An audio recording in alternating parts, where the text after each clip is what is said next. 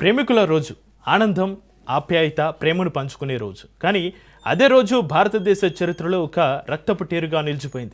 2019 ఫిబ్రవరి 14న జరిగిన పుల్వామా అటాక్ దేశాన్ని కన్నీటి మడుగులోకి నెట్టింది. మన జవాన్లు తమ ప్రాణాలను అర్పించిన ఆ ఘోర దాడి తర్వాత భారత్-పాకిస్తాన్ సంబంధాలు ఎలా మారాయి, చేసిన చర్యలకు ఫలితాలు ఎలా ఉంటాయి, అంతర్జాతీయ వేదికలపై ఉగ్రవాదంపై ఎలాంటి ప్రభావం ఉంది?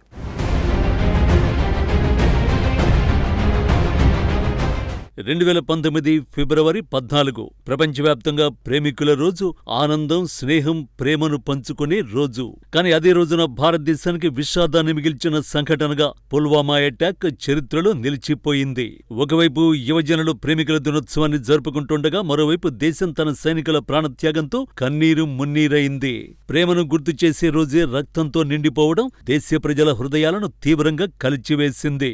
జమ్మూ శ్రీనగర్ జాతీయ రహదారిపై సెంట్రల్ రిజర్వ్ పోలీస్ ఫోర్స్ తో వెళ్తున్న కాన్వాయ్పై ఆత్మాహుతి దాడి జరగడంతో 40 మందికి పైగా జవాన్లు వీరమరణం పొందారు. ఈ దాడికి బాధ్యత వహించినట్టు ప్రకటించిన ఉగ్రవాద సంస్థ జైషే మొహమ్మద్. ఈ సంస్థ పాకిస్తాన్ భూభాగంలో కార్యకలాపాలు నిర్వహిస్తోందని భారత్ ఆరోపించింది. పాకిస్తాన్ మాత్రం తమకు ఈ దాడితో సంబంధం లేదని పేర్కొంది. అయినప్పటికీ అంతర్జాతీయ వేదికలపై పాకిస్తాన్పై అనుమానాలు పెరిగాయి.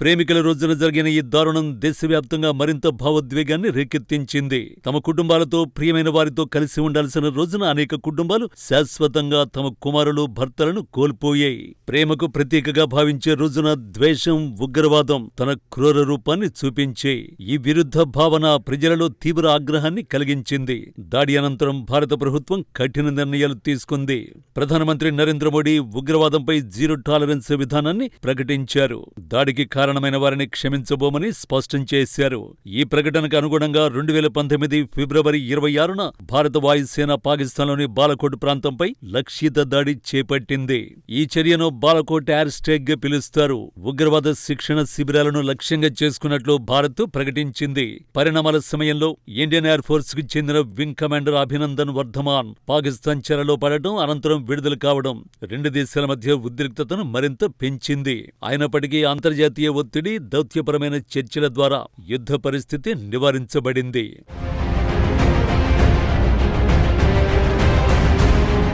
అంతర్జాతీయ స్థాయిలో కూడా ఈ దాడి తీవ్రంగా ఖండించబడింది. యునైటెడ్ నేషన్స్ భద్రతా మండలిలో ఉగ్రవాదంపై చర్చలు జరిగాయి. అలాగే FATF పాకిస్తాన్పై ఆర్థిక పర్యవేక్షణను కఠినతరం చేసింది. ఉగ్రవాదానికి ఆర్థిక సహకారం అరికట్టాలని పలు సూచనలు చేసింది. దీని ఫలితంగా పాకిస్తాన్ ఆర్థిక వ్యవస్థపై ఒత్తిడి పెరిగింది. అప్పులు, విదేశీ మార్గ నిల్వల కొరత, రాజకీయ అస్థిరత వంటి సమస్యలు దానిని మరింత సవాలుగా మార్చాయి. పుల్వామా ఘటన తర్వాత భారత్ తన భద్రతా విధానంలో కీలక మార్పులు చేసింది. సరిహద్దుల్లో గస్తీ పెంచడం, ఇంటెలిజెన్స్ వ్యవస్థను బలోపేతం చేయడం, ఉగ్రవాదంపై ముందస్తు చర్యలు తీసుకోవడం వంటి చర్యలు చేపట్టింది. కశ్మీర్లో భద్రతా పరిస్థితులు కఠినతరం చేయబడ్డాయి. దేశ భద్రతను పరిరక్షించేందుకు అవసరమైన అన్ని మార్గాలను అనుసరించాలనే సంకల్పం స్పష్టమైంది.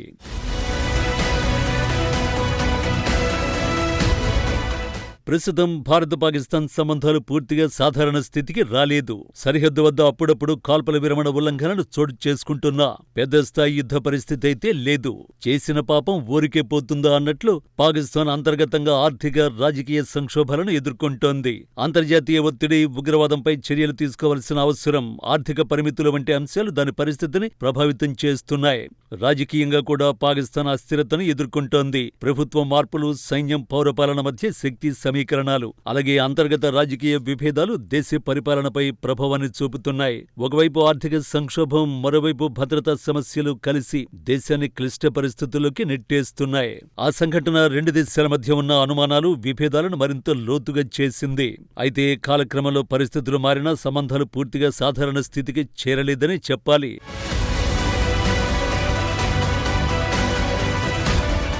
భారత్ వైపు చూస్తే ఉగ్రవాదంపై కఠిన వైఖరి కొనసాగుతోంది. అంతర్జాతీయ వేదికలపై ఉగ్రవాదాన్ని ఒంటరిని చేయాలని భారత్ నిరంతరం ప్రయత్నిస్తోంది. యునైటెడ్ నేషన్స్ వంటి వేదికలపై ఉగ్రవాద సంస్థలను నిషేధిత జాబితాలో చేర్చేందుకు చర్యలు తీసుకుంటోంది.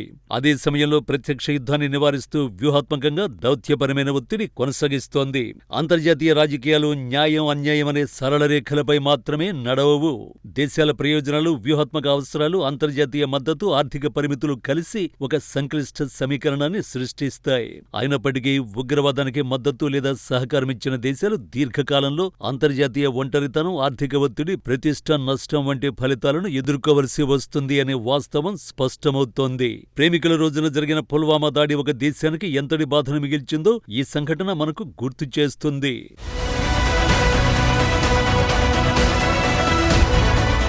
ప్రేమకు ప్రతీకగా భావించే రోజున ద్వేషం విజృంభించడం ఎంతటి విరుద్ధత అనేది స్పష్టమవుతుంది. ఈ ఘటన ఉగ్రవాదం ఎంతటి అమానుషమో, శాంతి ఎంతటి అవసరమో మళ్లీ గుర్తు చేసింది. శాశ్వత శాంతి కోసం ద్వేషానికి బదులుగా సంభాషణ, అవగాహన, నమ్మకం అనే మార్గాలను అనుసరించవలసిన అవసరం ఉన్నదని ఈ విషాదం మనకు చెప్పింది. మొత్తంగా చూస్తే చేసిన చర్యల ఫలితాలు ఒక దేశాన్ని వెంటాడుతాయా అనే ప్రశ్నకు సమాధానం కాలమే చెబుతుంది. కానీ ఒక్క విషయం మాత్రం స్పష్టంగా కనిపిస్తోంది. ఉగ్రవాదం ఎవరికీ మేలు చేయదు. అది చివరకు ప్రాంతీయ స్థిరత్వాన్ని, ఆర్థికాభివృద్ధిని, అంతర్జాతీయ ప్రతిష్టను దెబ్బతీస్తుంది. శాంతి, సహకారం, పరస్పర గౌరవం మాత్రమే దక్షిణాసియా భవిష్యత్తుకు స్థిరమైన మార్గాన్ని చూపగలవు.